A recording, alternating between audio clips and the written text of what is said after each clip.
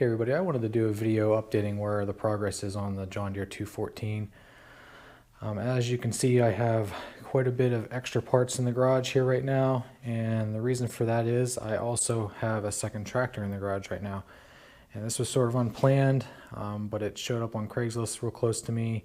It's a 1981 212, and it has a blown transaxle in it, and I decided to pick it up for extra parts for myself.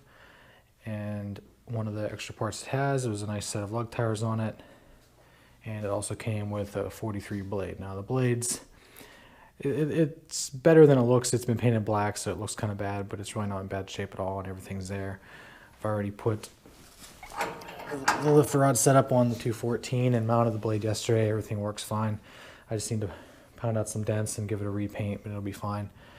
The tires are actually brand new this past summer, before the tractor blew its transaxle.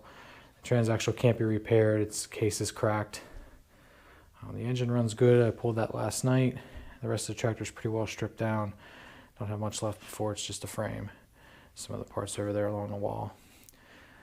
So I've been pretty busy. I don't have a whole lot of room left in the garage. Like I said, it wasn't really planned to pick up a second tractor, and I don't really want to have it here in the garage. So I'm working right now to strip it down and get what I don't want out of here as fast as possible. The tillers are kind of on back burner right now.